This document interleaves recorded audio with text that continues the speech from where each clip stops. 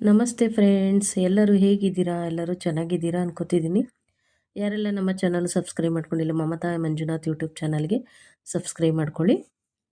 ನಾನಿವತ್ತು ಗೋಧಿ ದೋಸೆ ಯಾವ ಥರ ಮಾಡೋದು ಅಂತ ತೋರಿಸ್ತಿದ್ದೀನಿ ಫ್ರೆಂಡ್ಸ್. ಗೋಧಿ ದೋಸೆ ಯಾವ ಥರ ಮಾಡೋದು ಒಂದು ವಿಡಿಯೋ ಹಾಕಿ ಅಂತ ಒಬ್ಬರು ಕೇಳಿದರು ನಮ್ಮ ಫ್ರೆಂಡ್ಸ್. ಹಂಗಾಗಿ ಮಾಡ್ತಾಯಿದ್ದೀನಿ ನೋಡಿ. ನಾನು ಆಶೀರ್ವಾದ ಗೋಧಿ ಹಿಟ್ಟಲ್ಲೇ ದೋಸೆ ಮಾಡೋದು ಯಾವಾಗಲೂ. 2 ಕಪ್ಪು ಗೋಧಿ ಹಿಟ್ಟು ಹಾಕ್ತಿದ್ದೀನಿ ನೋಡಿ. 2 ಕಪ್ಪು ಗೋಧಿ ಹಿಟ್ಟಿಗೆ ಅರ್ಧ ಕಪ್ಪು ಅಕ್ಕಿ ಹಿಟ್ಟು ಹಾಕಬೇಕು, 1/4 ಕಪ್ಪು ಮೈದಾ ಹಿಟ್ಟು ಹಾಕಬೇಕು. ಈ 3 ಹಿಟ್ಟು ಹಾಕಿ ದೋಸೆ ಮಾಡಿದರೆ ಸೂಪರಾಗಿರುತ್ತೆ ಫ್ರೆಂಡ್ಸ್.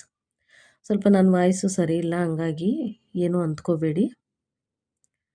ಅದು ಹುಷಾರಿಲ್ವಲ್ಲ, ಹಂಗಾಗಿ ವಾಯ್ಸು ಸರಿ ಬಂದಿಲ್ಲ ನೋಡಿ. 1/4 ಕಪ್ಪು ಮೈದಾ ಹಿಟ್ಟು ಹಾಕ್ತಿದ್ದೀನಿ.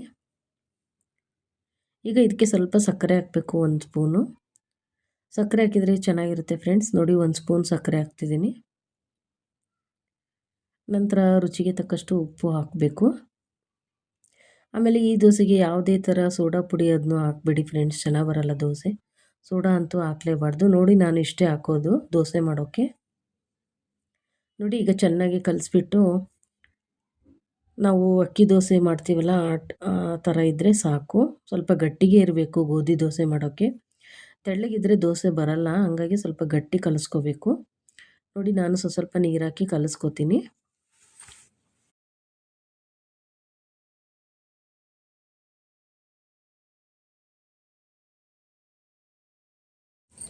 ನೋಡಿ ಫ್ರೆಂಡ್ಸ್, ಈ ಥರ ಇರಬೇಕು. ಕಲಿಸ್ಕೊಂಡಿದ್ದೀನಿ ನೋಡಿ, ತೋರಿಸ್ತೀನಿ. ಈ ಥರ ಗಟ್ಟಿ ಇರಬೇಕು. ಅದು ಮೈದಾ ಹಿಟ್ಟು ಅಕ್ಕಿ ಹಿಟ್ಟು ಹಾಕಿರ್ತೀವಲ್ಲ, ಸ್ವಲ್ಪ ಗಂಟು ಗಂಟಾಗುತ್ತೆ.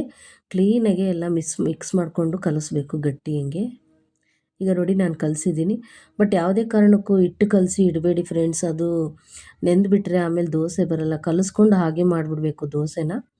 ನೋಡಿ, ನಾನೀಗ ಹಂಚಿಟ್ಟು ಹಾಕ್ತಾಯಿದ್ದೀನಿ ದೋಸೆನ.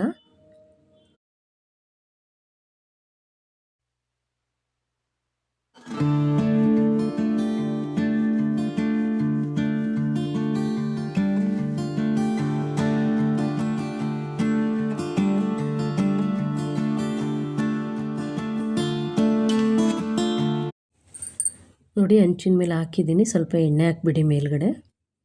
ಸ್ವಲ್ಪ ಮೇಲೆ ಮುಚ್ಚಳ ಮುಚ್ಚಿಬಿಡಿ. ನಾನು ಮುಚ್ಚಿಲ್ಲ, ಮುಚ್ಚಿದ್ರೂ ಒಳ್ಳೆಯದು. ನಾನು ಮುಚ್ಚಿಲ್ಲ, ಹಂಗಾಗಿ ಚೆನ್ನಾಗಿ ಬರುತ್ತೆ ಫ್ರೆಂಡ್ಸ್. ರೋಸ್ಟಾಗಿ ಬರುತ್ತೆ. ರೋಸ್ಟಾಗೂ ಮಾಡ್ಕೋಬೋದು, ಮೆತ್ತಗಾದರೂ ಮಾಡ್ಕೋಬೋದು. ನಾನು ಮೆತ್ತಗೆ ಮಾಡಿದ್ದೆ. ರೋಸ್ಟಾಗೂ ಬರುತ್ತೆ ಸ್ವಲ್ಪ ಹಂಚಿನ ಮೇಲೆ ಬಿಟ್ಟರೆ. ನೋಡಿ, ನೀವು ಮನೇಲಿ ಟ್ರೈ ಮಾಡಿ ನೋಡಿ. ಗೋಧಿ ದೋಸೆ ತುಂಬ ಒಳ್ಳೆಯದು ಫ್ರೆಂಡ್ಸ್.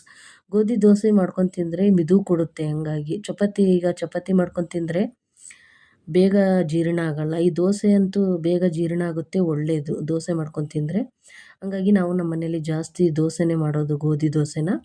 ಇದಕ್ಕೆ ಕಾಂಬಿನೇಷನ್ನಾಗಿ ಚಟ್ನಿ ಮಾಡಿದ್ದೀನಿ, ತೋರಿಸ್ತೀನಿ ಶೇಂಗಾ ಚಟ್ನಿ ಯಾವ ಥರ ಅಂತ. ಗೋಧಿ ದೋಸೆಗೆ ಶೇಂಗಾ ಚಟ್ನಿ ಸೂಪರಾಗಿರುತ್ತೆ ಫ್ರೆಂಡ್ಸ್. ನೋಡಿ, ಎಷ್ಟು ಚೆನ್ನಾಗಿ ಬಂದಿದೆ ದೋಸೆ.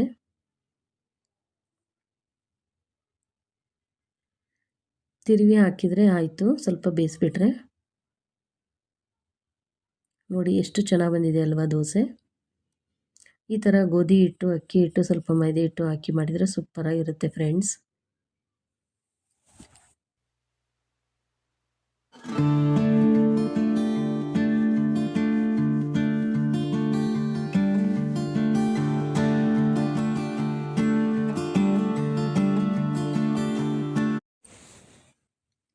ಈಗ ಚಟ್ನಿ ಯಾವ ಥರ ಮಾಡೋದು ಅಂತ ತೋರಿಸ್ತೀನಿ ನೋಡಿ. ಶೇಂಗಾ ತೊಗೊಂಡಿದ್ದೀನಿ. ಶೇಂಗಾ ಒಂದು ಬಟ್ಲು ತೊಗೊಂಡಿದ್ದೀನಿ.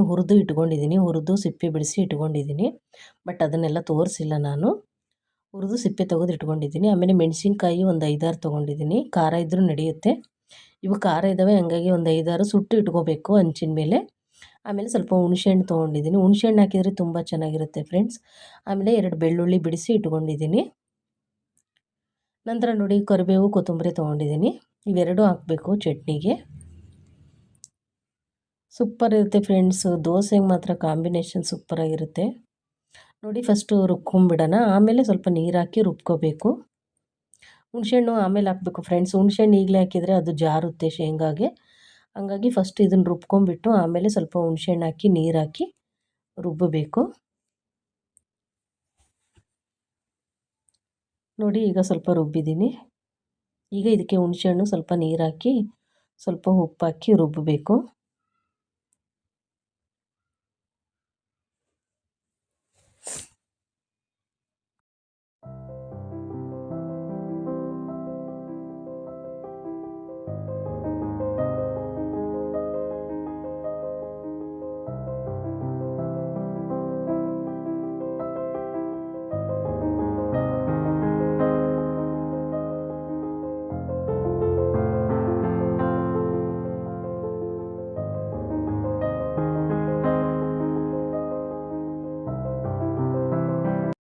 ನೋಡಿ ಯಾವ ಥರ ಬಂದಿದೆ ಚಟ್ನಿ, ಸೂಪರಾಗಿದೆ ಅಲ್ವಾ. ತೀರಾ ನುಣ್ಣಗೆ ರುಬ್ಬೇಡಿ ಫ್ರೆಂಡ್ಸ್, ಈ ಥರ ಇದ್ದರೆ ಸಾಕು. ಸ್ವಲ್ಪ ನೋಡಿ, ಈಗ ಒಂದು ಬಟ್ಲಿಗೆ ತೆಗಿತೀನಿ ಚಟ್ನಿನ. ನೋಡಿ ಎಷ್ಟು ಚೆನ್ನಾಗಿ ಬಂದಿದೆ ಅಲ್ವಾ. ನೀವು ಮನೇಲಿ ಟ್ರೈ ಮಾಡಿ ನೋಡಿ ಫ್ರೆಂಡ್ಸ್ ಗೋಧಿ ದೋಸೆನ. ಚೆನ್ನಾಗಿ ಬಂದರೆ ಕಮೆಂಟ್ ಬಾಕ್ಸಲ್ಲಿ ತಿಳಿಸಿ ಅಂತ ಕೇಳ್ಕೊಳ್ತೀನಿ. ಇವತ್ತಿನ ಈ ಲಾಗು ಇಷ್ಟ ಆದರೆ ಪ್ಲೀಸ್ ಲೈಕ್ ಮಾಡಿ, ಶೇರ್ ಮಾಡಿ, ಕಮೆಂಟ್ ಮಾಡಿ. ಸಿಗೋಣ ಮುಂದಿನ ಲಾಗಲ್ಲಿ ಫ್ರೆಂಡ್ಸ್. ಥ್ಯಾಂಕ್ ಯು, ಧನ್ಯವಾದಗಳು.